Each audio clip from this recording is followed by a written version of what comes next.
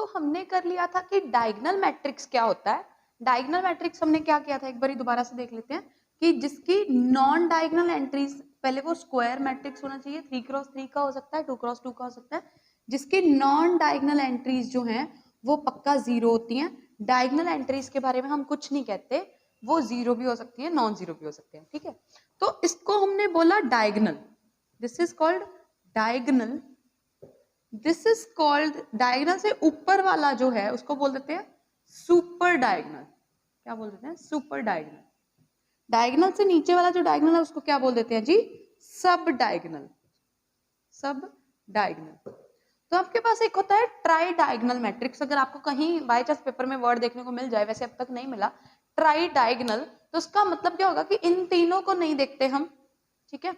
इन तीनों को छोड़ के बाकी जो भी एंट्रीज होंगी वो क्या होंगी? जीरो होंगी। ये जीरो भी हो सकती है और नॉन जीरो भी हो सकती है। ऐसे डायगोनल को हम ट्राई डायगोनल मैट्रिक्स बोल देते हैं, ठीक है। अब टाइप आ जाती है आपके पास nilpotent matrix. Nilpotent matrix, nilpotent matrix क्या होता है? पहले मैं आपको ये बता दूं कि मैट्रिक्स की पावर करने का मतलब क्या है। मान लो मैंने लिखा है matrix A square, A matrix है कोई भी और उसकी स्क्वायर, उसका ए स्क्वायर मैट्रिक्स है, उसकी स्क्वायर करने का क्या मतलब है कि आप ए को ए के साथ क्या कर रहे हो? मैट्रिक्स मल्टीप्लाई कर रहे हो, मैट्रिक्स मल्टीप्लिकेशन कर रहे हो ए की ए के साथ।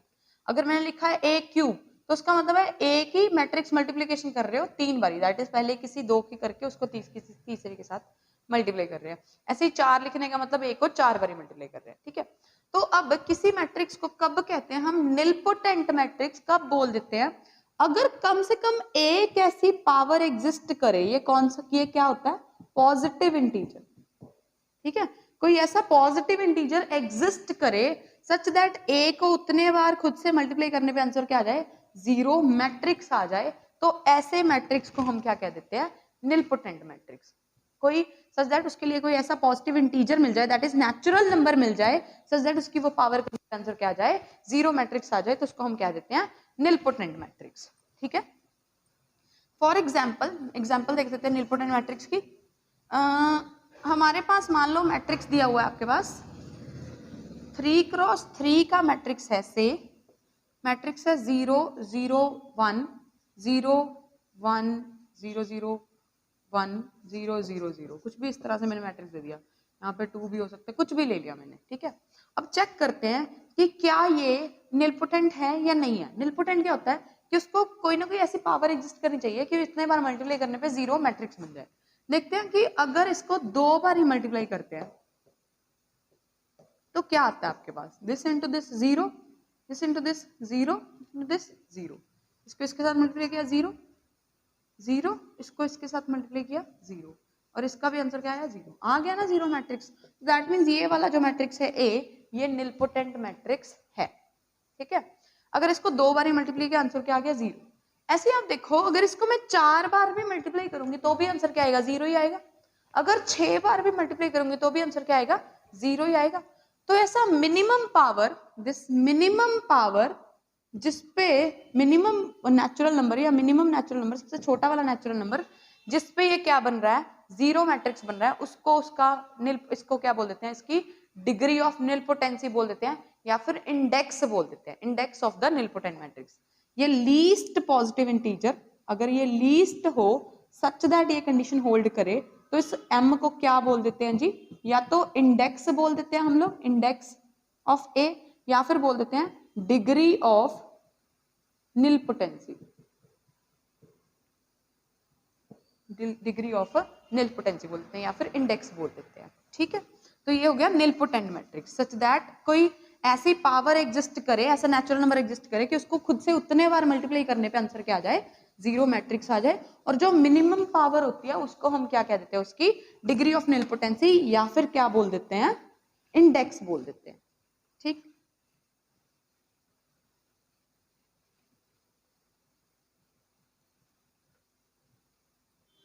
फिर आ जाता है आपके पास idempotent matrix. Next type we have is idempotent matrix.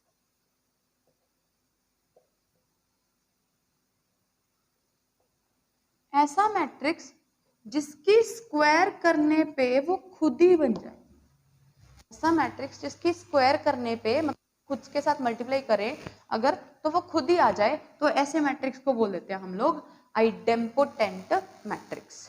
ठीक है, उसकी स्क्वायर करने पे वो खुद ही आ जाए, ऐसे मैट्रिक्स को बोल देते हैं आइडेम्पोटेंट मैट्रिक्स। फिर आते हैं इनवोल्यूटरी मैट्रिक्स। ये क्या होते हैं कि इनकी स्क्वायर करने पे आइडेंटिटी बन जाए, ऐसे मैट्रिक्स को बोलते हैं हम इनवोल्यूटरी मैट्रिक्स, जिनकी स्क्वायर करने पे क्या बन जाए, आइडेंटिटी बन जाए। ठीक,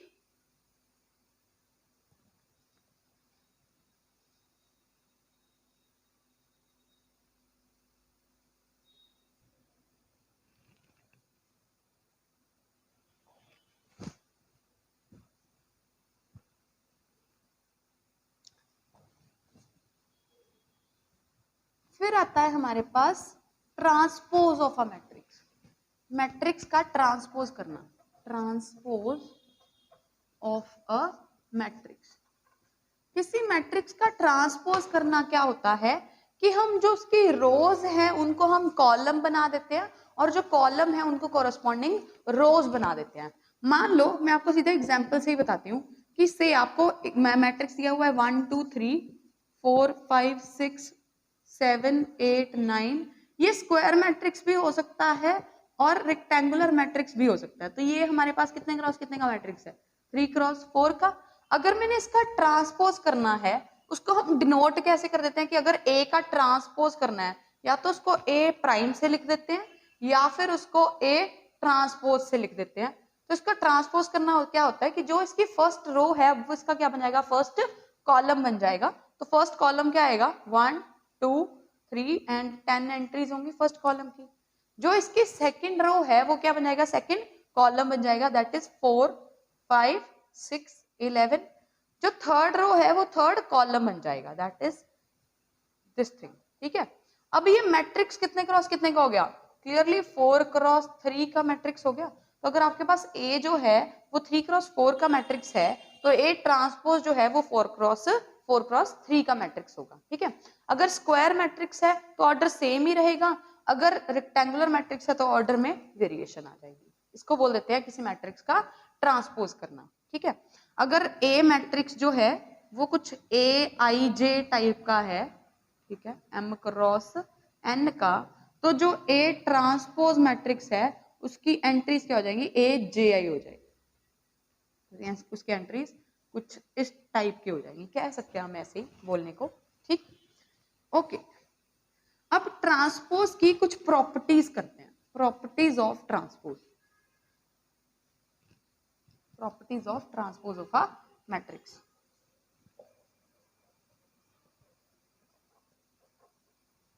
properties of transpose of a matrix. देखो आपके पास मान लो कोई भी मैट्रिक्स दे दिया, आपने उसका कर दिया ट्रांसपोज। ठीक, अगर आप उसका फिर से ट्रांसपोज कर दोगे, जो आपके पास ओरिजिनल मैट्रिक्स था, मान लो और यहाँ पे आपके पास ओरिजिनल मैट्रिक्स क्या था, 1 4 7 2 5 8 3 6 9 और इधर 10 11 12, ये था ओरिजिनल मैट्रिक्स। अगर आप ट्रांसपोज वाले मैट्रिक्स का फिर से ट्रांसपोज कर दोगे तो इसकी फर्स्ट रो फर्स्ट कॉलम बन जाएगा। चेक करो, इसको ए के साथ मैच करते जाओ, सेकंड रो सेकंड कॉलम बन जाएगा, थर्ड रो थर्ड कॉलम बन जाएगा और फोर्थ रो फोर्थ कॉलम बन जाएगा। तो वापस से ए मैट्रिक्स नहीं बन गया, तो ए ट्रांसपोज का फिर से ट्रांसपोज करने से हमारे पास क्या आ जाता है, ए मैट्रिक्स वापस आ जाता है। ठीक है, अगर आप दो मैट्रिक्स का सम करके उनका ट्रांसपोज करते हो, that would be same as अगर फर्स्ट मैट्रिक्स का ट्रांसपोज कर लो प्लस सेकंड मैट्रिक्स का ट्रांसपोज। ठीक, ये प्रॉपर्टी फर्स्ट सेकंड। थर्ड है कि अगर आपके पास किसी नंबर से, किसी रियल नंबर से स्केलर से मल्टीप्लाई किया जाता है, उसका ट्रांसपोज करना इस सेम में वो स्केलर एज सच बाहर आ जाएगा और ट्रांसपोज किसका हो जाएगा, ए मैट्रिक्स का। ठीक, फिर ट्रांसपोज जो है वो रिवर्सल लॉ होल्ड करता है, दैट इज उसमें रिवर्सल लॉ लगता है कि अगर आपको ए इंटू बी को प्रोडक्ट करके ट्रांसपोज करना हो तो it would be same as B transpose into A transpose, उल्टा हो जाता है, पहले बी का ट्रांसपोज फिर क्या आता है, ए का ट्रांसपोज। ठीक, तो ये ट्रांसपोज की कुछ प्रॉपर्टीज हैं आपके पास। ठीक है, आपको इनको ध्यान में रखना होगा। पहली प्रॉपर्टी कि किसी मैट्रिक्स का दो बार ट्रांसपोज करने से वापस से वही मैट्रिक्स बन जाता है। अगर ए प्लस बी का होल ट्रांसपोज करना हो that will be same as A transpose plus B transpose. किसी स्केलर से मल्टीप्लाई करके जो मैट्रिक्स बनेगा उसका transpose will be same as transpose करके स्केलर मल्टीप्लाई कर दो, या फिर अगर एक दो की प्रोडक्ट करके ट्रांसपोज करना हो तो रिवर्सल लॉ होल्ड हो जाता है, पहले बी ट्रांसपोज आएगा फिर से ए ट्रांसपोज हो जाएगा। अगर ऐसे A into B into C का ट्रांसपोज करना हो तो this would be same as C transpose फिर बी ट्रांसपोज फिर ए ट्रांसपोज, बिल्कुल रिवर्स हो जाएगा। ठीक है, ओके। नेक्स्ट हमारे पास डेफिनेशन आती है सिमेट्रिक मैट्रिक्स और स्क्यू सिमेट्रिक मैट्रिक्स की, क्योंकि अब हमने ट्रांसपोज किया है तो हम डेफिनेशन कर लेते हैं किसकी, सिमेट्रिक मैट्रिक्स और skew symmetric matrix.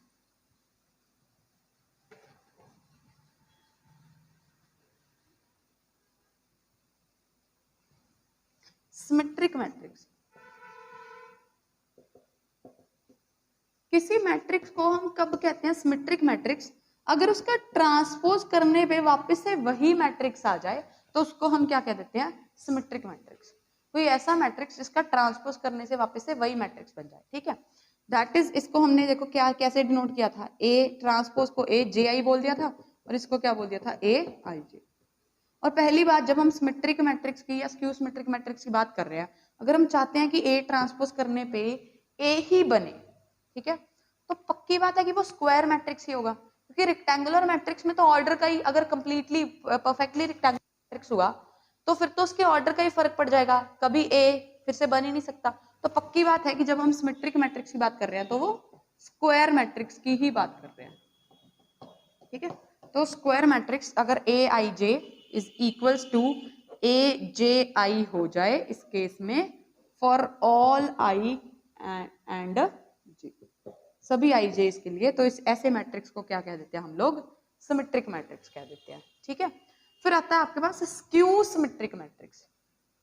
Skew symmetric matrix ये क्या होता है, वो matrix such that A transpose जो है वो किसके इक्वल हो जाए, माइनस ए के इक्वल हो जाए, ऐसे मैट्रिक्स को हम बोल देते हैं स्क्यू सिमेट्रिक मैट्रिक्स। ठीक है, जिसका ट्रांसपोज माइनस ए के इक्वल हो जाए। ठीक है, फॉर एग्जाम्पल दैट इज, इसमें क्या हो जाए कि ए I J is equal to minus A J आई, ऐसे मैट्रिक्स को बोल देते हैं स्क्यू सिमेट्रिक। जैसे कि मैंने आपको से मैट्रिक्स दे दिया,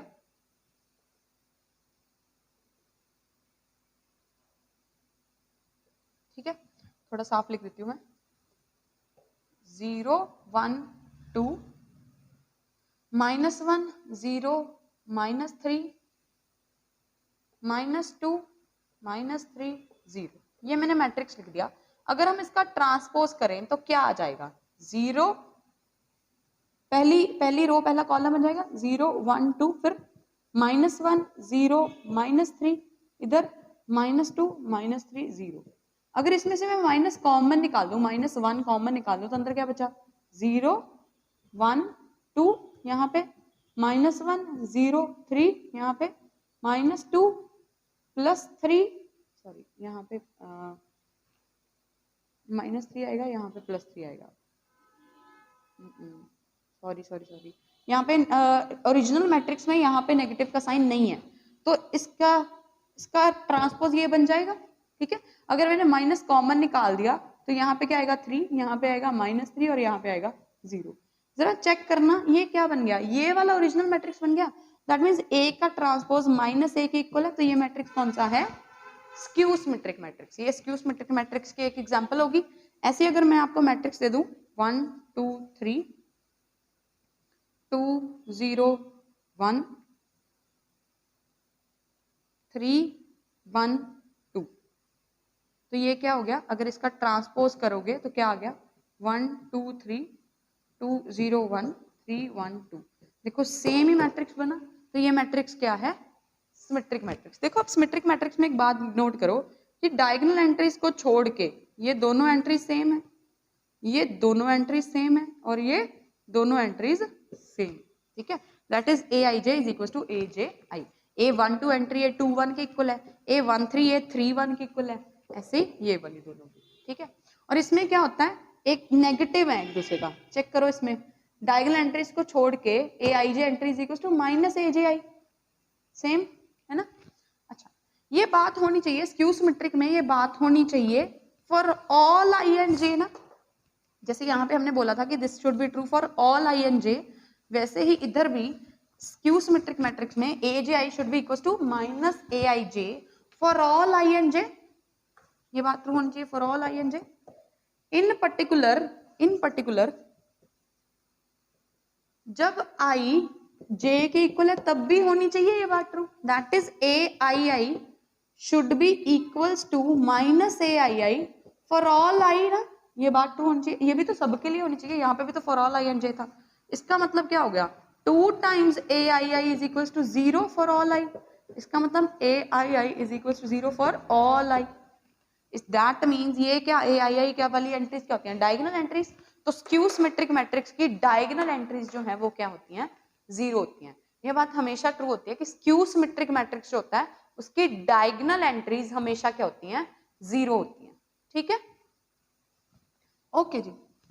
ये किया हमने ट्रांसपोज ऑफ अ मैट्रिक्स, फिर ट्रांसपोज ऑफ अ मैट्रिक्स के बेसिस पे हमने क्या किया, सिमेट्रिक और स्क्यू सिमेट्रिक मैट्रिक्स क्या होते हैं, है ना। सिमेट्रिक मैट्रिक्स वो मैट्रिक्स जिसका ट्रांसपोज करने पे आंसर सेम ही आ जाए उसको क्या देते हैं, symmetric matrix. Skew symmetric matrix क्या होता है, जिसका ट्रांसपोज करने पे minus of that original matrix बन जाए उसको बोल देते हैं स्क्यू सिमेट्रिक मैट्रिक्स।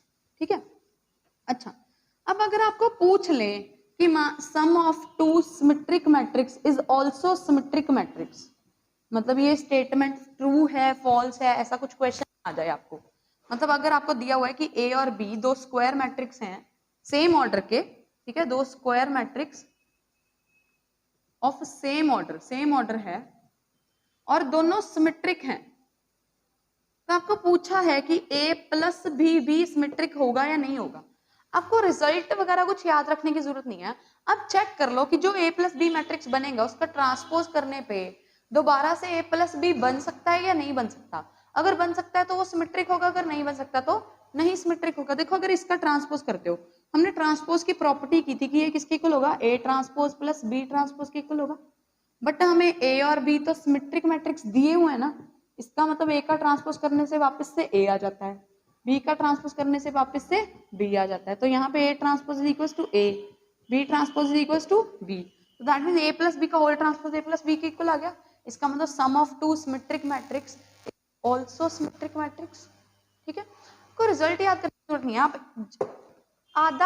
आधा मिनट भी नहीं पूरा लगेगा, इसको चेक कर सकते हो फटाफट से, ठीक है, कि है या नहीं है, 10 सेकंड लगेंगे हार्डली। ठीक है, मान लो आपको बोल दिया कि a माइनस बी ट्रांसपोज के बारे में बताओ, देखो ये किसके इक्वल हो जाएगा, a transpose minus B transpose के इक्वल हो जाएगा, a ट्रांसपोज a है, b ट्रांसपोज b है, तो subtraction of two matrix is also a subtraction of two symmetric matrix is also a symmetric matrix.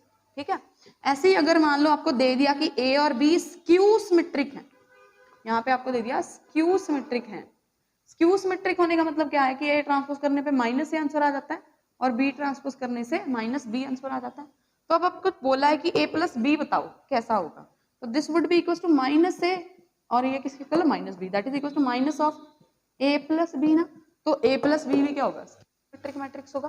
तो रिजल्ट याद रखने की जरूरत नहीं है, फिर से बार बार से बोल रही हूँ क्योंकि याद रखने को बहुत कुछ है, हमें ये याद रखने की जरूरत नहीं है, फटाफट से हम ट्रांसपोज करके देख लेंगे कि सेम आ रहा है या माइनस बार आ रहा है या दोनों में से कोई भी प्रॉपर्टी होल्ड नहीं कर रहे।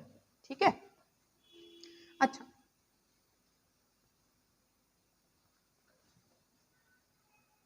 मान लो आपको दे दिया कि a और b दोनों जो हैं वो सिमेट्रिक मैट्रिक्स हैं, दैट इज a ट्रांसपोज करने पे a आ जाता है, b ट्रांसपोज करने पे b आ जाता है, और आपको पूछा है कि बताओ a into B plus B into A ये सिमेट्रिक होगा, स्क्यू सिमेट्रिक होगा या कुछ कह नहीं सकते हो, ये बताना है हमने।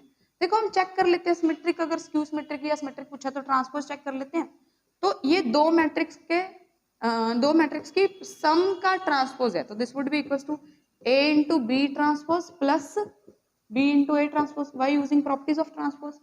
फिर से इस पे अगर लगाएंगे तो रिवर्सल लॉ लग जाएगा, तो that would be equal to b transpose a transpose plus b transpose into a transpose. तो ये क्या बन गया b, ये क्या बन गया a प्लस ये b प्लस a, क्योंकि सम है तो सम तो कॉम्यूटेटिव होते ही है ना, तो this is equal to A B plus B A. देखो ओरिजिनल मैट्रिक्स जैसा आ गया, तो ये क्या हो गया, ये भी क्या हो गया, सिमेट्रिक मैट्रिक्स हो गया। ठीक है, ऐसे अगर आपको कुछ भी आता है तो आप चेक कर सकते हो। ठीक है, ओके।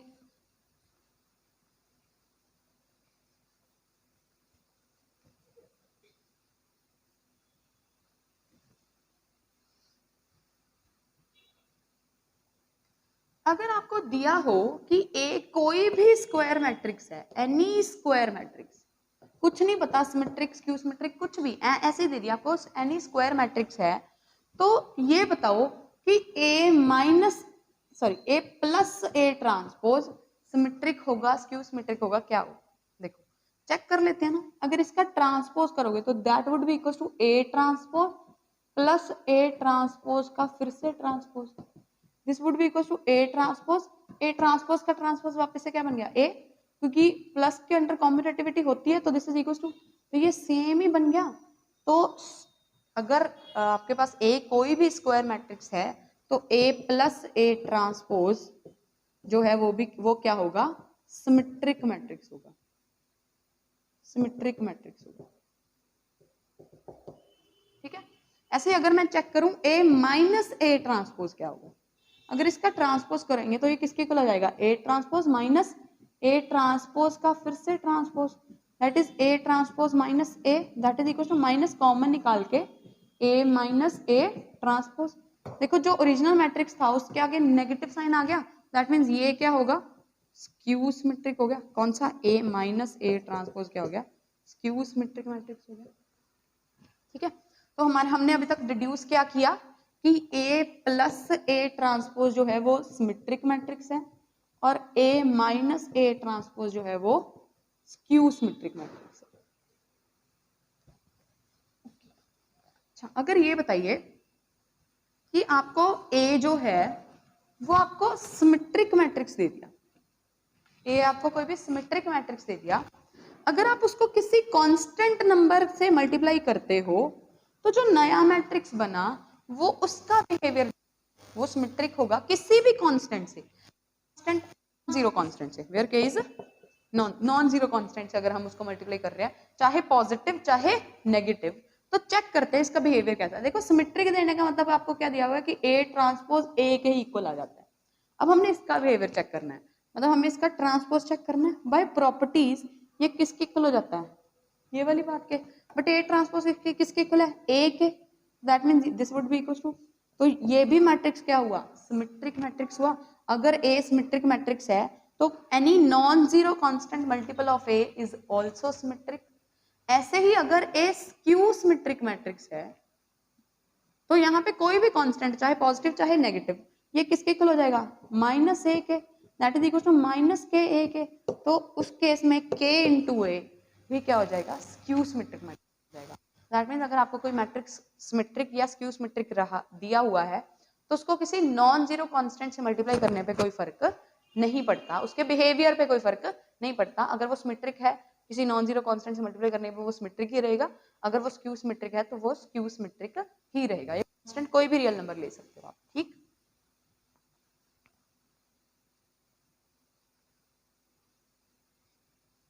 ओके, मैं एक और बात कर रही हूं।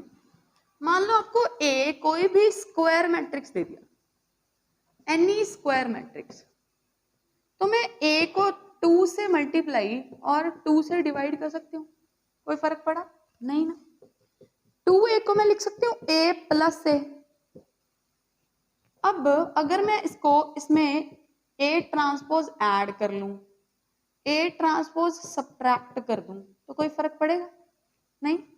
This is equal to 1/2 times a plus a transpose minus 1/2 times ये क्या बन गया? a माइनस a ट्रांसपोज, है ना। तो ये क्या हो गया? 1/2 times a plus a transpose plus minus 1/2 times a minus a transpose. अभी हमने क्या किया? ये क्या है? सिमेट्रिक मैट्रिक्स है। सिमेट्रिक मैट्रिक्स का जो अभी यहाँ पे किया था, सिमेट्रिक मैट्रिक्स का अगर कोई भी कांस्टेंट मल्टीपल करते हैं, नॉन जीरो कांस्टेंट मल्टीपल करते हैं, तो ये भी क्या रहेगा आपके पास? सिमेट्रिक मैट्रिक्स रहेगा। ठीक है, ये क्या किया हमने? ये क्या है? स्क्यू सिमेट्रिक मैट्रिक्स, तो उसका कोई भी कांस्टेंट मल्टीपल भी क्या रहेगा? Skew symmetric matrix. यहाँ पे हुआ क्या कि हमने एक मैट्रिक्स को रिप्रेजेंट कर लिया sum of symmetric plus skew symmetric matrix, तो हमारे पास रिजल्ट क्या आ गया कि every square matrix can be expressed as sum of symmetric and skew symmetric matrix. और मैं इसमें एक बात ऐड करना चाहूंगी कि every square matrix can be uniquely expressed as sum of symmetric and skew symmetric matrix. अगर आप इसके कोई और एक्सप्रेशन बनाना चाहोगे तो अल्टीमेटली वो यही वाली आएगी, कोई अलग नहीं आएगी। तो हर स्क्वायर मैट्रिक्स को हम यूनिकली एक्सप्रेस कर सकते हैं sum of symmetric and skew symmetric matrix में। ठीक, ओके जी।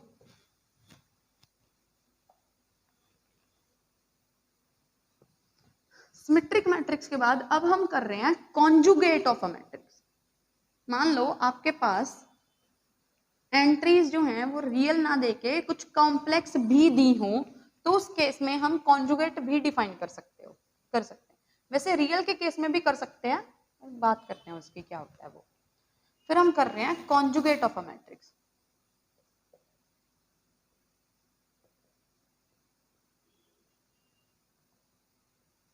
किसी मैट्रिक्स का कॉन्जुगेट करना क्या होता है? मान लो आपके पास एक कोई भी मैट्रिक्स दिया हुआ है, उसकी एंट्रीज कुछ भी कॉम्प्लेक्स नंबर भी हो सकती हैं। मान लो कोई भी हो सकता है रियल ही हो, बट हो सकता है कॉम्प्लेक्स नंबर हो। तो उस मैट्रिक्स का कॉन्जुगेट करना, हम उसको रिप्रेजेंट कर देते हैं या तो ऐसे या फिर ऐसे। ठीक है, किसी मैट्रिक्स का कॉन्जुगेट करना क्या होता है कि उसकी जो भी कॉम्प्लेक्स एंट्रीज हैं उनका कॉन्जुगेट कर दो। दैट इज आयोटा को किससे रिप्लेस कर दो? माइनस आयोटा से। अगर इसमें इस एंट्री में आयोटा को माइनस आयोटा से रिप्लेस करोगे तो ये बन जाएगी। इस एंट्री में आयोटा को माइनस आयोटा से रिप्लेस करोगे, इसमें रिप्लेस करोगे तो कोई फर्क नहीं पड़ेगा। इसमें करेंगे तो क्या बन जाएगी? प्लस आयोटा बन जाएगी। तो ये क्या हो गया? इस मैट्रिक्स का कॉन्जुगेट हो गया। ठीक है, कहते हैं कॉन्जुगेट ऑफ अ मैट्रिक्स। मतलब कॉन्जुगेट ऑफ अ मैट्रिक्स क्या करना है कि हर एंट्री का कॉन्जुगेट कर देना है आपने।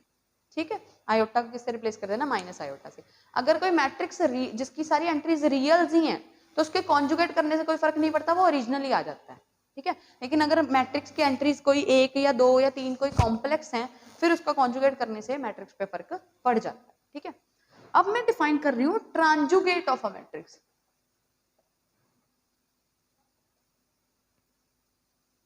ट्रांजुगेट का मतलब क्या है कि मैट्रिक्स का ट्रांसपोज भी करना है और कॉन्जुगेट भी करना है। ट्रांसपोज भी करना है और कॉन्जुगेट भी करना है। और इससे कोई फर्क नहीं पड़ता कि आप पहले ट्रांसपोज करके कॉन्जुगेट कर लो या फिर पहले कॉन्जुगेट लेके मैट्रिक्स का फिर ट्रांसपोज कर लो, आंसर जो है वो सेम ही आता है। इसको क्या बोलते हैं? ट्रांजुगेट करना। और ऐसे दो बार लिखने की बजाय हम इसको एक थीटा से भी डिनोट कर देते हैं। ठीक है, इसको क्या बोलते हैं? मैट्रिक्स का ट्रांजुगेट करना। ठीक, दैट इज मान लो यही वाला मैट्रिक्स है आपके पास ए मैट्रिक्स, और आपने इसका ट्रांजुगेट करना है, दैट इज आपने ए थीटा निकालना है। तो वो क्या होता है कि इसका कॉन्जुगेट कर लो, वो हमारे पास लिखा हुआ है, और इस जो आंसर आया इसका फिर से ट्रांसपोज कर दो, तो आंसर क्या बना? कुछ ये वाला। तो ये मैट्रिक्स जो है वो ओरिजिनल मैट्रिक्स का क्या है? ट्रांजुगेट मैट्रिक्स है। ट्रांसपोज भी कर दिया, कॉन्जुगेट भी कर दिया। चाहे पहले अगर ट्रांसपोज लेके भी कॉन्जुगेट करोगे फिर भी यही बनेगा। ठीक है, ओके। अब जैसे ट्रांसपोज ऑफ मैट्रिक्स डिफाइन करने के बाद हमने दो तरह के मैट्रिक्स डिफाइन किए थे, सिमेट्रिक और स्क्यू सिमेट्रिक। वैसे ही अब ट्रांजुगेट के बेसिस पे हम दो तरह के मैट्रिक्स डिफाइन करते हैं, that is Hermitian and skew Hermitian. पहली टाइप हमारे पास आती है Hermitian matrix.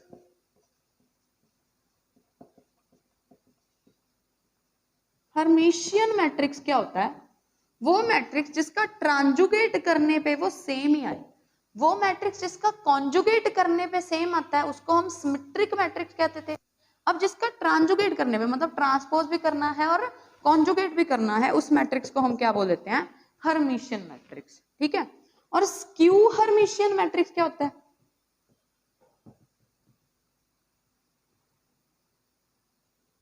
Skew Hermitian matrix क्या होता है कि जिसका ट्रांजुगेट करने पे माइनस बाहर आ जाए, ऐसे मैट्रिक्स को हम क्या बोलते हैं? स्क्यू हर्मिशियन मैट्रिक्स बोल देते हैं। ठीक है, जिसका ट्रांजुगेट करने माइनस जो है वो बाहर आ जाए। ठीक है, जैसे हमने उसमें कंडीशन की थी कि स्क्यू सिमेट्रिक मैट्रिक्स जो होता है उसकी डायगोनल एंट्रीज पक्का जीरो होती हैं। स्क्यू सिमेट्रिक मैट्रिक्स की डायगोनल एंट्रीज पक्का जीरो होती हैं।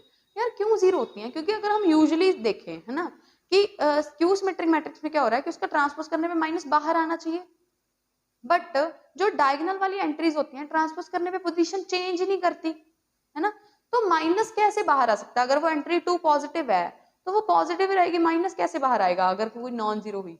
बट अगर हम देखें कि जीरो हो is equals to minus zero ना, तो उसमें चाहे माइनस बाहर ले लें तो कोई फर्क नहीं पड़ता, हेंस उनको क्या होना पड़ता था? जीरो होना पड़ता था। वैसे ही यहाँ पे स्क्यू हर्मिशियन मैट्रिक्स में कंडीशन है कि इसकी जो डायगोनल एंट्रीज हैं, क्योंकि उसमें से माइनस बाहर आना है, ट्रांसपोज करने पे डायगोनल एंट्री पे कोई फर्क नहीं पड़ रहा, बट हमारे पास अगर बाद में कॉन्जुगेट करेंगे तो माइनस बाहर आना चाहिए, तो कंडीशन क्या है कि अगर जीरो हो फिर भी काम चल जाएगा। लेकिन अगर यहाँ पे एंट्री प्योरली इमेजिनरी भी हो, मतलब उसका रियल पार्ट ना हो, तो भी काम चल जाएगा। तो डायगोनल एंट्रीज जो हैं वो diagonal entries of a skew Hermitian matrix, skew Hermitian matrix इधर जीरो होती हैं, या तो वो जीरो होती हैं या फिर क्या होती हैं? Purely imaginary, purely imaginary. ठीक है, diagonal entries of a skew Hermitian matrix are either zero और प्योरली इमेजिनरी। ठीक, ओके। अब हम कुछ क्वेश्चन देखते हैं प्रीवियस ईयर में से, फिर आगे करेंगे।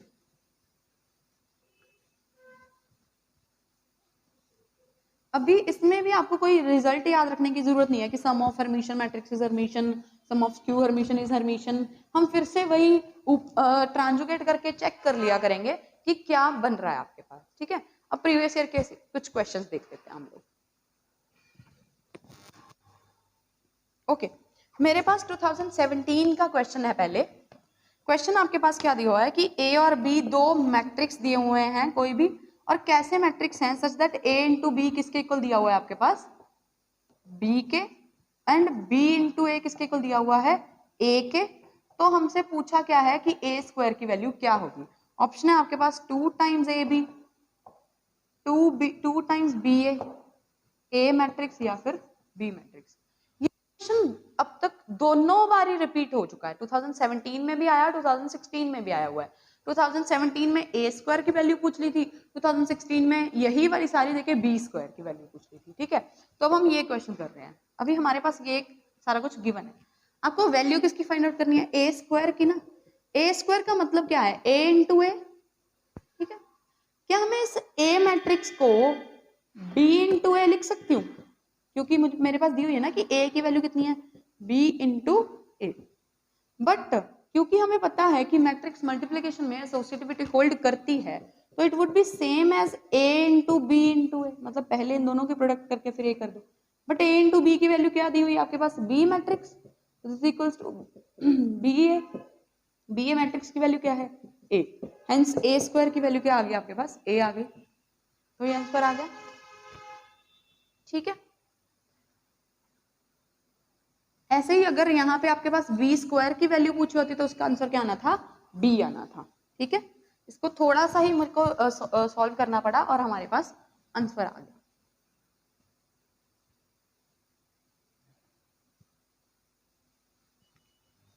Okay, next question I have is, उन्होंने बोला क्या है कि आपको एक मैट्रिक्स दे दिया A iota 1 minus 2 iota -1 minus 2 iota और 0, और पूछा है कि ये क्या है? ये मैट्रिक्स क्या है? सिमेट्रिक, स्क्यू सिमेट्रिक, हर्मिशियन और स्क्यू हर्मिशियन, किनमें से क्या है ये मैट्रिक्स? देखो, सिमेट्रिक मैट्रिक्स होने के लिए क्या बात होती है कि ये वाली एंट्रीज जो हैं डायगोनल को छोड़ के, ऐसे वाली एंट्रीज जो हैं वो क्या आनी चाहिए? सेम आनी चाहिए। डायगोनल को छोड़ के ये वाली एंट्री सेम नहीं है ना, तो पक्की बात है ये सिमेट्रिक नहीं है। ठीक है, स्क्यू सिमेट्रिक के केस में क्या होता है कि जो एंट्रीज होती हैं डायगोनल वाली वो पक्का जीरो होनी चाहिए। देखो यहाँ पे एक नॉन जीरो एंट्री दिख रही है, तो ये भी नहीं हो सकता। ठीक है, अब रहता है हर्मिशियन, स्क्यू हर्मिशियन। हर्मिशियन पे डायगोनल एंट्री पे कोई कंडीशन नहीं होती। ठीक है, और स्क्यू हर्मिशियन पे डायगोनल एंट्री क्या होती है? या तो प्योरली इमेजिनरी या फिर जीरो। अब देखो यहाँ पे प्योरली, या तो प्योरली इमेजिनरी या फिर जीरो है, मतलब अभी तक हम इन दोनों में से कोई ऑप्शन नहीं कट कर पाए। दैट मीन्स आपने क्या निकालना है? फिर जो भी मैट्रिक्स दिया हुआ है हम उसका ट्रांजुगेट करके देख लेते हैं, मतलब आपने ट्रांसपोज भी करना है और कॉन्जुगेट भी करना है। ठीक है, अगर मैं इसका ट्रांसपोज करूं और कॉन्जुगेट करूं, कितना आ गया? माइनस आयोटा आ गया। देखो ट्रांजुगेट कर कॉन्जुगेट करना है तो माइनस आयोटा, ट्रांसपोज करने पे ये पोजीशन चेंज नहीं करेगा। अब यहीं पे रुक जाओ, हमने कंपेयर किसको करना है, ए थीटा। अब आंसर क्या आने वाला है, या तो ए थीटा ए के इक्वल आएगा या फिर ए थीटा माइनस ए के इक्वल आएगा, क्योंकि ऑप्शन आपके पास दो ही बचती है ना, या हर्मिशन या फिर स्क्यू हर्मिशन। अब यहाँ पे देखो, अगर पहली ही एंट्री कंपेयर करो, ए थीटा ए के इक्वल आया, क्योंकि अगर ए थीटा ए के इक्वल होता फिर तो सारी एंट्रीज सेम होनी थी ना, तो यहीं पर ही रुक जाओ, बाकी एंट्रीज निकालने की जरूरत भी नहीं है, कि ये पक्की बात है कि ये हर्मिशन नहीं हो सकता, क्योंकि यहाँ पे नेगेटिव का साइन आ रहा है, ए थीटा ए के इक्वल नहीं आ रहा हमारे पास, ए के इक्वल नहीं आ रहा, इसलिए वो पक्का माइनस ए के ही इक्वल होगा, तो आंसर क्या हो जाएगा, स्क्यू हर्मिशन। आपको पूरा कैलकुलेशन करके टाइम वेस्ट करने की जरूरत नहीं है, आप एक बार पहले ऑप्शंस देख लेंगे हम लोग, ठीक है जी।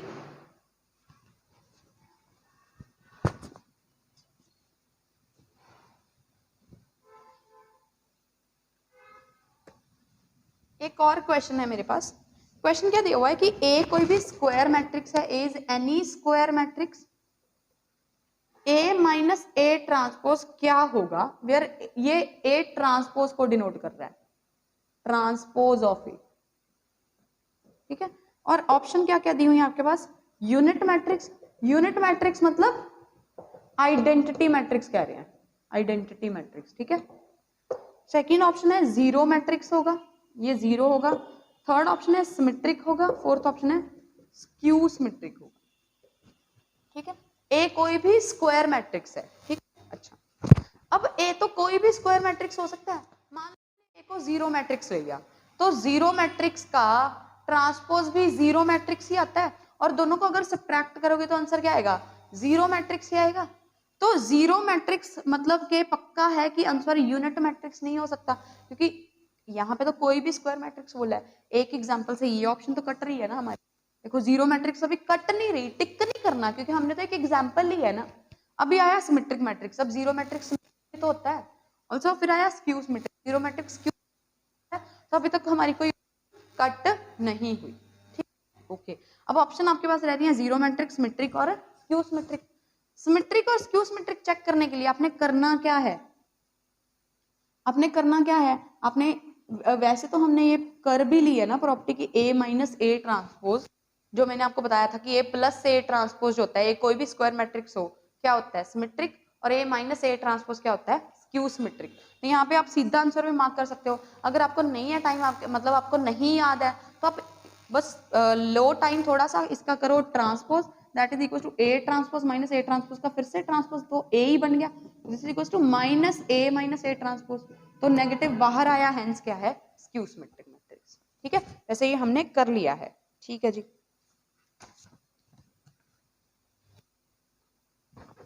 ओके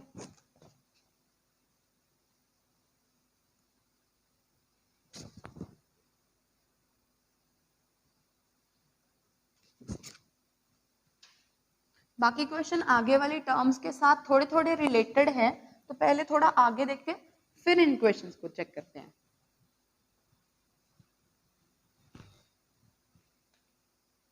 ओके जी, फिर आता है आपके पास एक बारी छोटा सा डिटर्मिनेंट वाला, वैसे हम पूरा टॉपिक डिटेल में करेंगे, बट एक बारी थोड़ी सी डेफिनेशन कि डिटर्मिनेंट ऑफ अ मैट्रिक्स क्या होता है।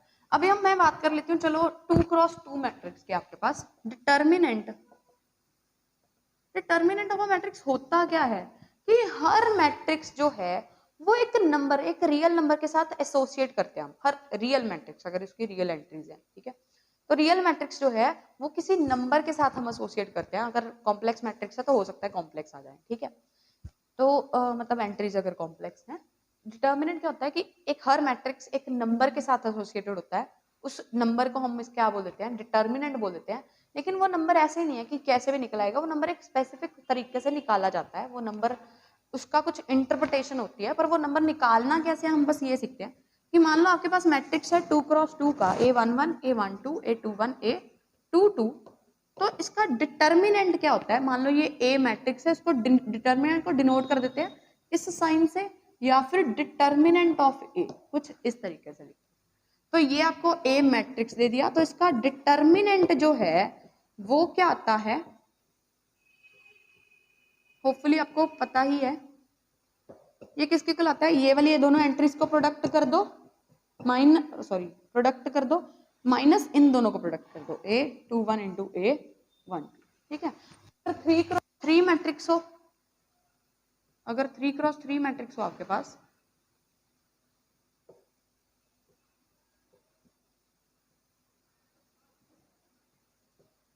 तो हम क्या कर लेते हैं, पहले कोई भी एक रो या कोई भी एक कॉलम चूज कर लेते हैं, ठीक है, और इनको असाइन करते हैं। इसको पहले प्लस से शुरू करते हैं, ऑल्टरनेट असाइन करते जाते हैं कुछ इसी तरह से। ये ऑल्टरनेट साइन आते कैसे हैं कि -1 की पावर i प्लस जे होता है, -1 की पावर i प्लस जे। देखो ये 1 1 1 प्लस 1 कितना हो गया 2, तो -1 की पावर 2 पॉजिटिव, ये क्या हो गया 3, तो -1 की पावर 3 नेगेटिव। इस तरह से साइन असाइन होते हैं ये, ठीक है। तो हम करते क्या है, कोई भी एक रो या एक कॉलम, कोई भी एक पहले फिक्स कर लेते हैं। मान लो हमने ये वाला फिक्स कर लिया, तो A11 इंटू जो सब मैट्रिक्स बचा उसका डिटर्मिनेंट, ठीक है, plus A12 sorry -A12 into जो भी सब मैट्रिक्स बचेगा। सब मैट्रिक्स क्या बचेगा, ये वाला, उस रो और उस कॉलम को छोड़ के उनका क्या करना होता है, डिटर्मिनेंट, प्लस ये वाली चीज और इसका क्या कर देना होता है, डिटर्मिनेंट, ठीक है। डिटर्मिनेंट निकालना आई होप सबको आता है। अगर अब ध्यान में नहीं है, मैं जल्दी बता दिया, हो सकता है ना पता चला हो, अगर नहीं तो एक बार प्लीज देख लो, ठीक है। इसको बोल देते हैं किसी मैट्रिक्स का डिटर्मिनेंट, ठीक है। अब मैं बात कर रही हूं डिटर्मिनेंट के साथ ही कोफैक्टर और माइनर की, माइनर और कोफैक्टर की।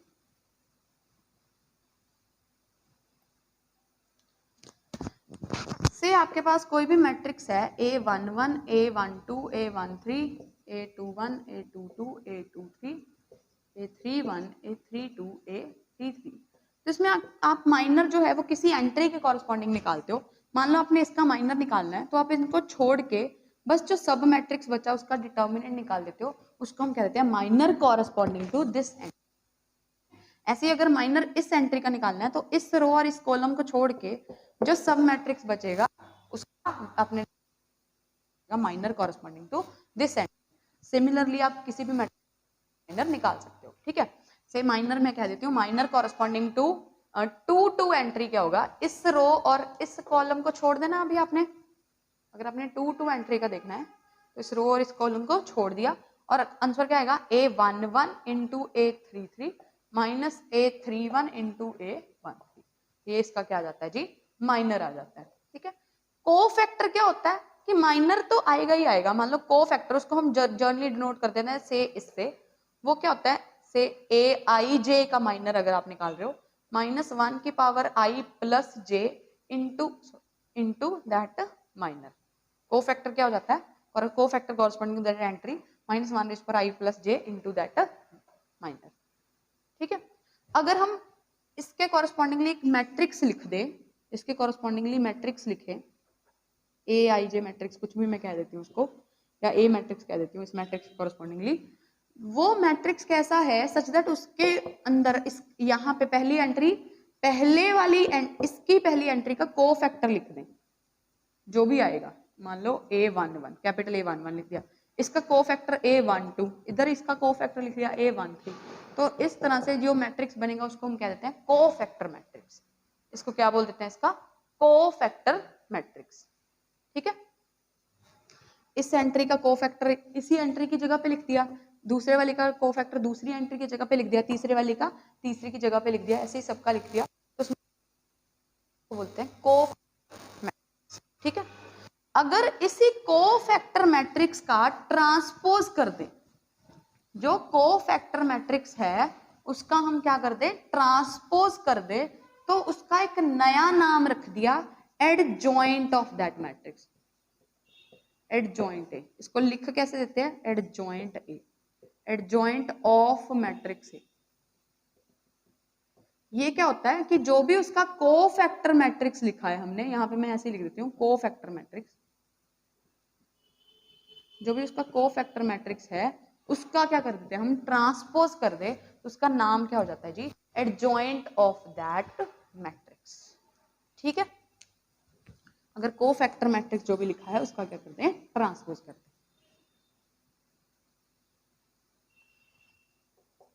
ठीक है।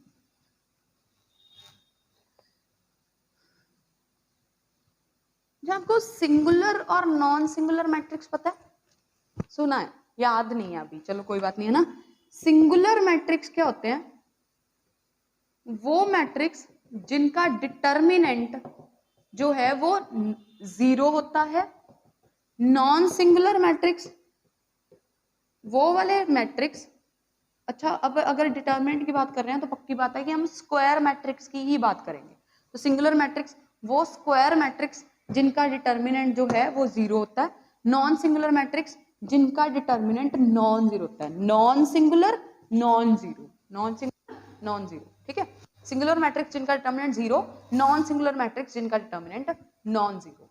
ठीक, अब नेक्स्ट टर्म मेरे पास जो है वो है inverse of a matrix. Inverse of a matrix, किसी मैट्रिक्स का इनवर्स क्या होता है? पहली बात, इनवर्स जब भी निकलेगा तो स्क्वायर मैट्रिक्स का निकलेगा। सेकंड बात, वो पक्का नॉन सिंगुलर मैट्रिक्स का होगा। अगर कोई मैट्रिक्स इन्वर्टिबल है if and only if it is non singular. अगर नॉन सिंगुलर है तो इन्वर्टिबल होगा, अगर इन्वर्टिबल है तो पक्की बात है कि वो नॉन सिंगुलर होगा, दैट इज उसका डिटर्मिनेंट जो है वो पक्का नॉन जीरो होगा। ठीक है, अब इनवर्स ऑफ अ मैट्रिक्स है। इनवर्स ऑफ अ मैट्रिक्स होता क्या है? मान लीजिए आपके पास ए कोई भी स्क्वायर मैट्रिक्स है of order N, let A B square matrix of order N, N order का, and that too non singular, मतलब हमें दिया हुआ है कि इसका डिटर्मिनेंट 0 नहीं है, तो B is said to be, B matrix का भी ऑर्डर n ही है, B is said to be inverse of A। A का इनवर्स हम कब बोलेंगे? If A matrix into B matrix, B का ऑर्डर भी n ही है, मतलब B भी n क्रॉस n का ही है। अगर A का ऑर्डर n है तो B का ऑर्डर भी सेम ही होगा। If A into B is equals to identity matrix of that order which is same as B into A। किसी मैट्रिक्स को हम कब बोलेंगे कि इनवर्स है? अगर उसको A के साथ मल्टीप्लाई करने से, चाहे पोस्ट मल्टीप्लाई करें चाहे प्री मल्टीप्लाई करें, आंसर जो है वो क्या बनना चाहिए? Identity matrix. तो ऐसे मैट्रिक्स को हम A मैट्रिक्स का क्या बोल देते हैं? इनवर्स बोल देते हैं। ठीक है, अगर A का इनवर्स B है तो B का इनवर्स A है। ठीक, ओके जी। इनवर्स फिर से देख लेते हैं क्या होता है कि किसी मैट्रिक्स का इनवर्स क्या होता है? वो मैट्रिक्स जिसको उससे मल्टीप्लाई करने पे आंसर क्या है? आइडेंटिटी मैट्रिक्स, चाहे प्री मल्टीप्लाई चाहे पोस्ट मल्टीप्लाई। ठीक है, अब इनवर्स की कुछ प्रॉपर्टीज देखते हैं हम। हमारे पास है प्रॉपर्टीज ऑफ इनवर्स।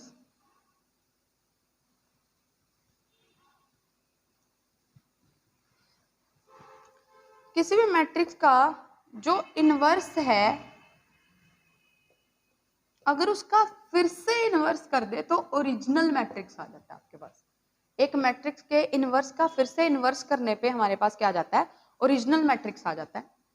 और अगर आपके पास दो मैट्रिक्स की प्रोडक्ट है, मतलब दोनों मैट्रिक्स इन्वर्टिबल दिए हुए हैं आपको, दोनों मैट्रिक्स सेम ऑर्डर के इन्वर्टिबल मैट्रिक्स दिए हुए हैं, तो फिर A इंटू बी का होल इनवर्स किसके इक्वल आ जाता है? इसमें भी रिवर्सल लॉ लग जाता है, तो that would be equals to B inverse into A inverse.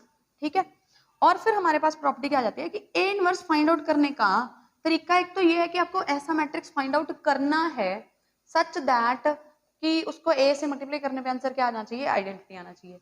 अब ऐसे कैसे फाइंड आउट करेंगे? तो हमने बोलना है ना, ये तो डेफिनेशन दी, तो इसका एक फॉर्मूला है सीधा कि आप A इनवर्स फाइंड आउट कैसे कर सकते हो।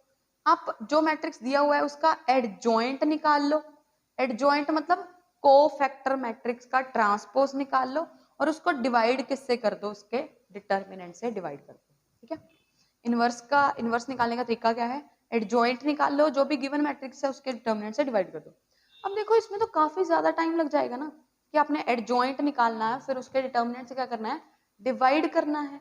ठीक है, तो रेदर देन ये करने पे मान लो आपके पास कोई भी मैट्रिक्स दिया हुआ है आपके पास, ठीक है, और स्क्वायर मैट्रिक्स ही है n क्रॉस n का कुछ भी, तो मान लो उसका पूछा हुआ है कि इनवर्स क्या आएगा और आपके पास दी हुई है चार ऑप्शन दी हुई है आपके पास, तो आप क्या कर लोगे? उस A मैट्रिक्स को पहले पहली ऑप्शन के साथ प्रोडक्ट करके देख लोगे। अगर तो आइडेंटिटी मैट्रिक्स बनता है तो फिर वो आंसर होगा, पक्का वही होगा, क्योंकि इनवर्स जो है वो यूनिक होता है। ठीक है, फिर तो पक्का वही आंसर होगा। अगर नहीं बनता तो फिर वो कट आ जाएगी ऑप्शन, फिर आप दूसरी ऑप्शन को मल्टीप्लाई करके देख लीजिए। अगर वो आइडेंटिटी बनता है तो वो होगा आंसर, अदरवाइज फिर नहीं होगा। ठीक है, अब हमको कट करने के लिए भी ऐसा नहीं है कि अब आप सोचोगे यार इतना बड़ा बड़ा मल्टीप्लाई करके देखे बहुत ज्यादा टाइम नहीं जाएगा, इससे अच्छा यही निकाल लें। तो आपने सारा प्रोडक्ट नहीं करना, आपने क्या करना है, जैसे ए मैट्रिक्स आपको दे दिया कोई भी, यहाँ पे ए इनवर्स की कुछ रो दे दी 3 क्रॉस 3 का सेम ऑर्डर का, ठीक है, आपने इसकी फर्स्ट रो को फर्स्ट कॉलम से मल्टीप्लाई किया, ये एंट्री जो है वो फर्स्ट एंट्री बनती है आंसर की, और आइडेंटिटी मैट्रिक्स की फर्स्ट एंट्री कितनी होती है 1।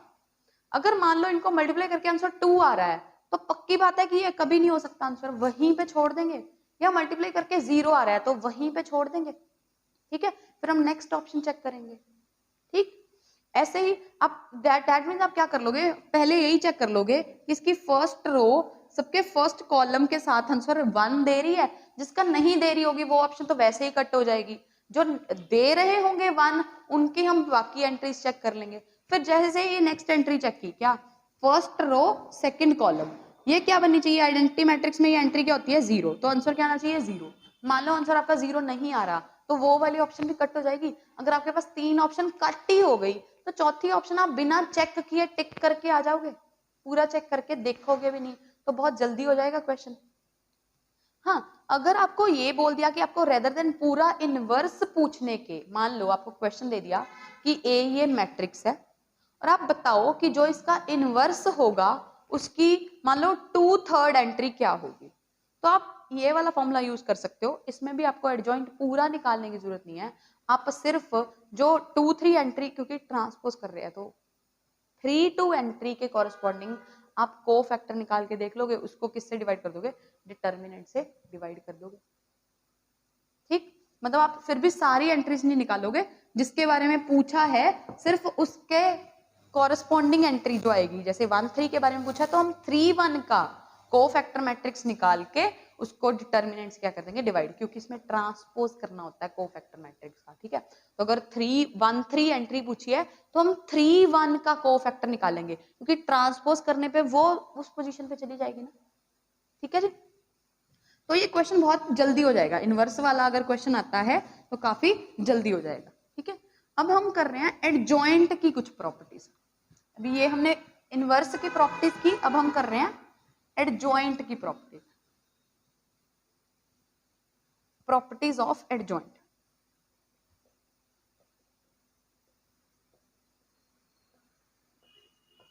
देखो इसकी पहली प्रॉपर्टी क्या है आपके पास कि A matrix into adjoint of A matrix, ये किसके को आता है, determinant of A into corresponding, मान लो ए n क्रॉस n का स्क्वायर मैट्रिक्स है तो यहाँ पे क्या आ जाएगा identity matrix, that would be same as adjoint A into A. ठीक है, अगर आपको ये प्रॉपर्टी याद रखनी है तो आप हम ऐसे याद रख सकते हैं कि हमने देखो ए इनवर्स क्या किया, ए इनवर्स का फॉर्मूला क्या करते हैं, ये तो याद ही है ना, एडजॉइंट ए अपॉन डिटर्मिनेंट ए। ठीक है, तो यहाँ से ए इनवर्स को मैं 1/a लिख लूं, ए इनवर्स को मैं क्या लिख रही हूँ 1/a, ऐसे ही प्रॉपर्टी याद रखने के लिए जस्ट। ठीक है, ए इनवर्स मतलब a की पावर -1 है, नीचे के पावर 1 हो गई, तो दैट मीन यहाँ से आपके पास क्या आया कि डिटर्मिनेंट अगर क्रॉस मल्टीप्लाई करते हो तो this is equal to a times adjoint a। But आप सोचो a एक मैट्रिक्स है, एडजॉइंट a एक मैट्रिक्स है, बट ये तो एक नंबर है ना, एक नंबर दो मैट्रिक्स की प्रोडक्ट के इक्वल थोड़ी हो सकता है, तो दैट मीन्स यहाँ पे इनको कंपेयर करने के लिए हम क्या कर लेते हैं, आई एन से मल्टीप्लाई, आइडेंटिटी मैट्रिक्स से मल्टीप्लाई कर देते हैं। अब ये भी मैट्रिक्स बन गया और ये भी मैट्रिक्स बन गया, तो आंसर क्या आ गया आपके पास, a into adjoint is equal to determinant A into I n. ठीक है, सेम अब जब क्रॉस मल्टीप्लाई किया था तो जरूर थोड़ी है कि ए आगे लगाना है, पीछे भी तो लगा सकते हो, तो फिर adjoint A into A is equal to determinant into I n. अब रह जाएगी याद ये प्रॉपर्टी। ठीक है जी, अच्छा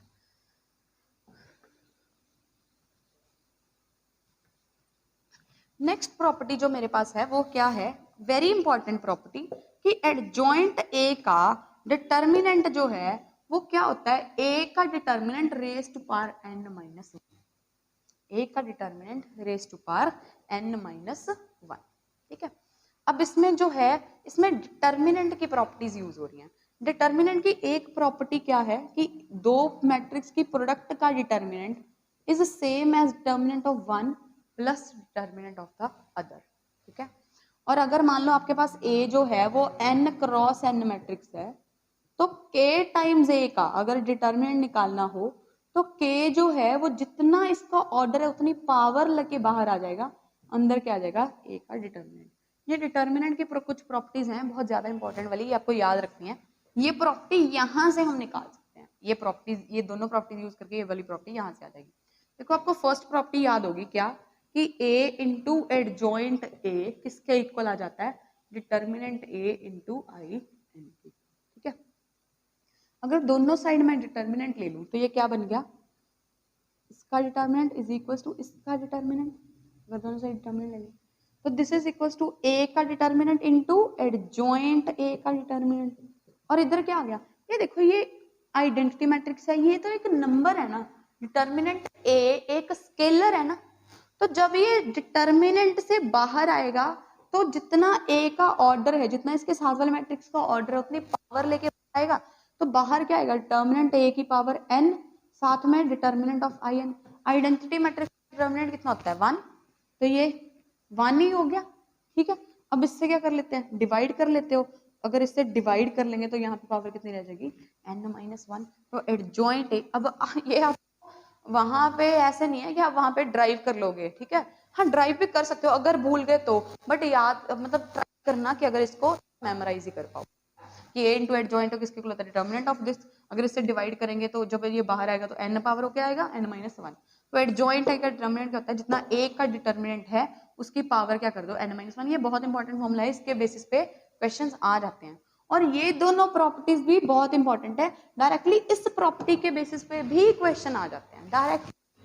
ठीक है, तो और आए भी हुए हैं, मैं आपको दूंगी। ठीक है, तो पर आप याद रखना एक बार प्रॉपर्टीज को। ठीक है जी, थर्ड आपके पास प्रॉपर्टी क्या है जो ज्यादा इंपॉर्टेंट प्रॉपर्टी है, कि एडजॉइंट अगर आपने निकालना है a इंटू बी मैट्रिक्स का तो वो सेम ही हो जाता है कि अगर a का एडजॉइंट निकाल लो इंटू बी का एडजॉइंट निकाल लो, ठीक है, फिर प्रोडक्ट कर दो। तो ये वाली प्रॉपर्टी है आपके पास। ठीक है, फोर्थ प्रॉपर्टी आपके पास क्या है, कि अगर आपने ट्रांसपोज का एडजॉइंट निकालना है, ए ट्रांसपोज का एडजॉइंट निकालना है, तो वो सेम ही है कि अगर एडजॉइंट ए निकाल के उसका क्या कर लो, ट्रांसपोज कर लो। ठीक है, ये प्रॉपर्टीज इतना ज्यादा आपको याद रखने की जरूरत नहीं है। ठीक, ओके, नेक्स्ट प्रॉपर्टी आपके पास है कि अगर ये तो पूछ लिया कि एडजॉइंट है, अब अगर आपको पूछ लिया एडजॉइंट ऑफ एडजॉइंट है, दो बार ही अगर एडजॉइंट कर दें तो वो किसके इक्वल होता है आपके पास, determinant a raised power n-2 into a matrix, where a आपको कोई क्या दिया हुआ है, नॉन सिंगुलर मैट्रिक्स दिया हुआ है। Adjoint of adjoint, a is non singular matrix, यहाँ पे a इज नॉन सिंगुलर ना, एडजॉइंट ऑफ एडजॉइंट क्या होता है, डिटर्मिनेंट a रेस्ट पावर, यहाँ पे एक पावर कम की थी, यहाँ पे 2 पावर कर लेनी है, लेकिन ये तो एक मैट्रिक्स है ना, तो साथ में क्या आ जाता है, a मैट्रिक्स आ जाता है। अगर ये नहीं भी याद रहती कोई बात नहीं, बस आप इन दोनों प्रॉपर्टीज को, इनवर्स वाली को और इनको याद रखना।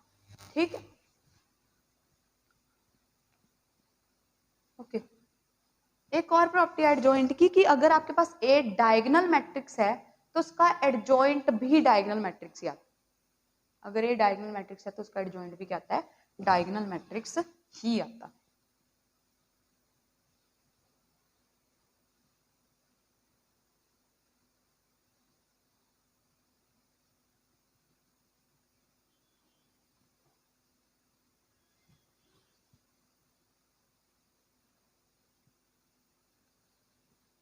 एक और प्रॉपर्टी है सिमेट्रिक मैट्रिक्स की, कि अगर आपके पास एक मैट्रिक्स दिया हुआ है जो कि नॉन सिंगुलर है, मतलब इन्वर्टिबल मैट्रिक्स है, और वो सिमेट्रिक है, तो उसका इनवर्स भी सिमेट्रिक ही होता है।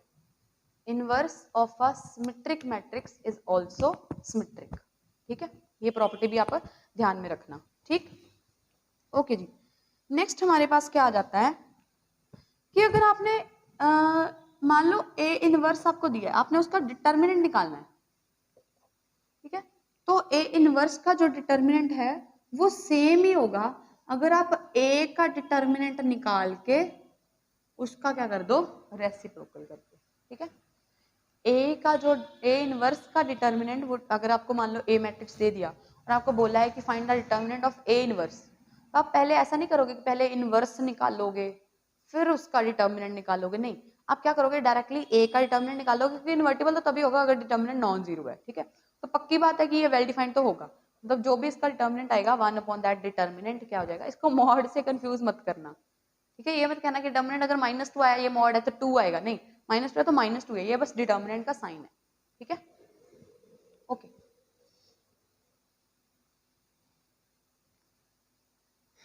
एक और बात करनी है मैंने, हमने बोला था कि अगर किसी मैट्रिक्स में आपके पास a into B is equal to a into C दिया हुआ है, तो जरूरी नहीं है कि b जो है वो c के इक्वल हो, है ना, ये बात की थी। और हमने इसकी काउंटर एग्जांपल भी की थी, है ना, हमने काउंटर एग्जांपल शायद ये की थी, और ये किसके इक्वल लिखा था हमने, ठीक है। मतलब ये दोनों बराबर आते हैं, बट इनको कैंसिल करके ये बराबर नहीं आते। पर यहाँ पे ये कब इंप्लाई कर सकता है, कब इंप्लाई कर सकता है कि B इज इक्वल टू सी, कब इंप्लाई कर सकता है, ये कंडीशन होल्ड करती है, लेकिन किस केस में, this condition hold if A जो मैट्रिक्स है जिसको हम कट कर रहे हैं वो नॉन सिंगुलर है। अगर वो मैट्रिक्स नॉन सिंगुलर है, अगर ए मैट्रिक्स नॉन सिंगुलर मैट्रिक्स है, मतलब ए का डिटर्मिनेंट जीरो नहीं है। देखो यहाँ पे जो ए मैट्रिक्स था उसका डिटर्मिनेंट कितना आया था, जीरो आया था ना, तो यहाँ पे प्रॉपर्टी होल्ड नहीं की, बट ये प्रॉपर्टी होल्ड कर सकती है कब, अगर वो मैट्रिक्स जो है वो अपना क्या हो, नॉन सिंगुलर मैट्रिक्स हो, ठीक। ओके जी, फिर आप हमारे पास आ जाता है ऑर्थोगोनल मैट्रिक्स, एक और टाइप मैट्रिक्स की, ऑर्थोगोनल मैट्रिक्स, ऑर्थोगोनल मैट्रिक्स।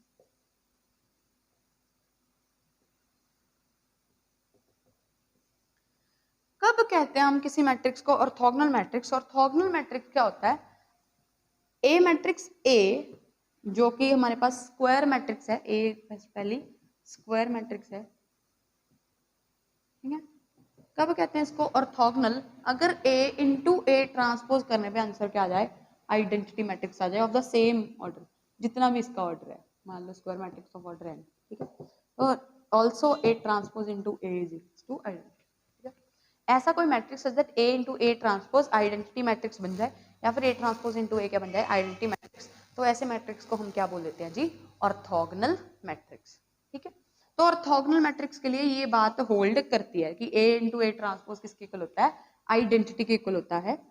तो अगर मैं दोनों साइड डिटर्मिनेंट ले लूं तो that mean determinant of a into A transpose would be equal to determinant of this matrix.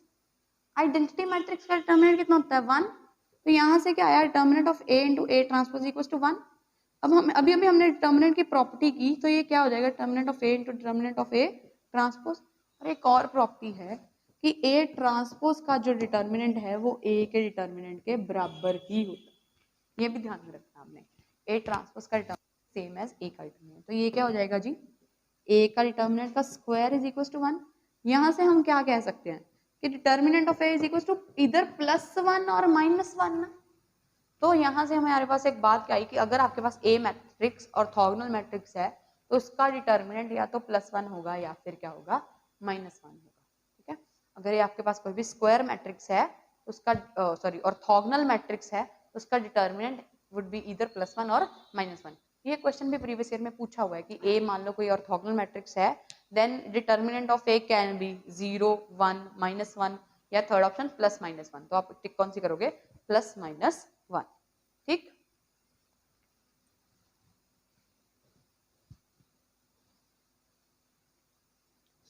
अगर A ऑर्थोगोनल मैट्रिक्स है और B भी ऑर्थोगोनल मैट्रिक्स है, मान लो A और B आपको सेम ऑर्डर के और दोनों ऑर्थोगोनल मैट्रिक्स दिए हुए हैं, A भी B भी दोनों स्क्वायर मैट्रिक्स हैं ऑर्डर n के, और दोनों ही आपको क्या दे दिए, ऑर्थोगोनल दे दिया,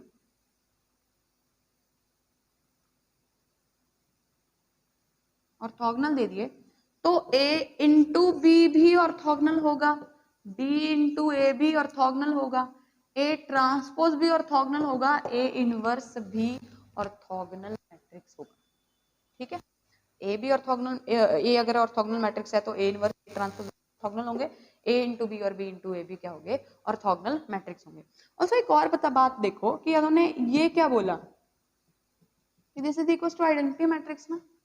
अगर मैंने ऐसे इसको याद रखना हो, यहाँ से एक बात इंटरप्रेट करनी हो, तो मैं क्या इसको लिख दूं, मतलब ए इनवर्स से अगर ए इन्वर्टिबल मैट्रिक्स है, क्योंकि स्क्वायर मैट्रिक्स का डिटर्मिनेंट नॉन जीरो है उसका, ठीक है, इन्वर्टिबल मैट्रिक्स अगर है तो मैं ए इनवर्स से प्री मल्टीप्लाई करवा लूं, या ठीक है, या फिर अगर हमने इसको ऐसे लिखा है तो इधर ए इनवर्स से क्या करा लेंगे, पोस्ट मल्टीप्लाई करा देंगे, which is equal to I n into A inverse. अगर इधर करना है तो पोस्ट मल्टीप्लाई कर देते हैं, ए इंटू ए इनवर्स, ठीक है। ये क्या बन गया, identity matrix into A transpose, और इधर क्या बन गया, ए इनवर्स।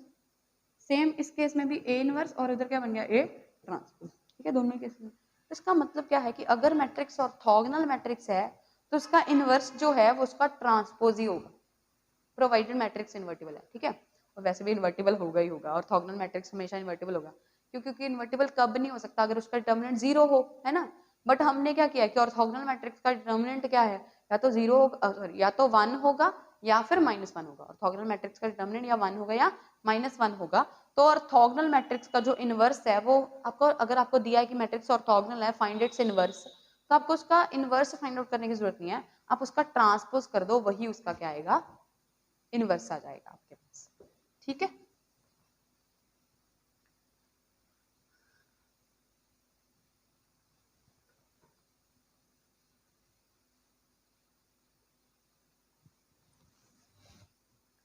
नेक्स्ट आपके पास आता है रैंक ऑफ अ मैट्रिक्स। किसी मैट्रिक्स का रैंक क्या होता है,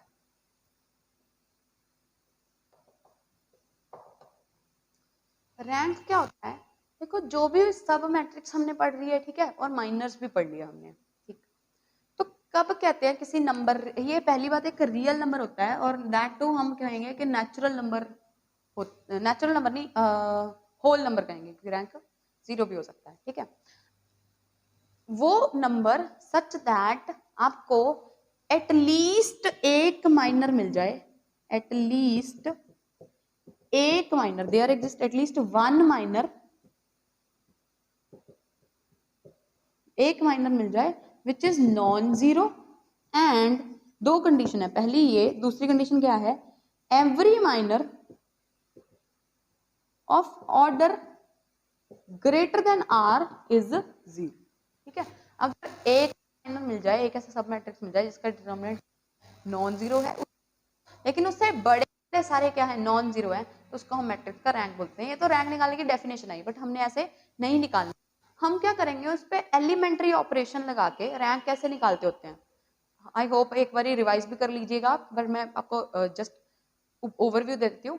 रैंक कैसे निकालते हैं कि हम उसको एलिमेंट्री ऑपरेशन लगा के, एलिमेंट्री ऑपरेशन क्या होता है कि या तो दो रोज या दो कॉलम्स को इंटरचेंज कर दो, या किसी एक रो को या किसी एक कॉलम को किसी एक स्केलर से मल्टीप्लाई कर दो, या फिर किसी एक रो को दूसरी रो में कोई स्केलर मल्टीप्लाई करके उसमें ऐड कर दो, ये एलिमेंट्री ऑपरेशन होते हैं। तो एलिमेंट्री ऑपरेशन लगा के हम एक्लन फॉर्म बनाने की कोशिश करते हैं। एक्लन फॉर्म बनाने तक जितनी नॉन जीरो रोज आती हैं वो उसका क्या हो जाता है, रैंक हो जाता है, ठीक है। एक्लन फॉर्म बनाने में नॉन जीरो रोज हो जाती हैं, उसका रैंक हो जाता है। अगर मान लो आपके पास एक मैट्रिक्स है ए, से स्क्वायर मैट्रिक्स दे दिया, मान लो 3x3 का, जिसका डिटर्मिनेंट नॉन जीरो है, डिटर्मिनेंट क्या है, नॉन जीरो है, तो उसका रैंक फुल हो जाएगा। अगर किसी मैट्रिक्स का डिटर्मिनेंट, स्क्वायर मैट्रिक्स है, डिटर्मिनेंट हम निकाल पा रहे हैं और उसका डिटर्मिनेंट नॉन जीरो है, तो उसका रैंक फुल हो जाएगा, दैट इज 3 हो जाएगा, मतलब इस केस में 3 हो जाएगा, जितने भी ऑर्डर का है उतना उसका क्या हो जाएगा, रैंक हो जाएगा, ठीक है। रैंक के क्वेश्चन भी आ जाते हैं, रैंक के क्वेश्चन इनफैक्ट आए भी हुए हैं, डायरेक्टली उन्होंने मैट्रिक्स दे दिया और पूछा किसका रैंक बता दो, तो रैंक निकालने की प्रैक्टिस एक बारी आप कर लीजिएगा प्लीज, ठीक।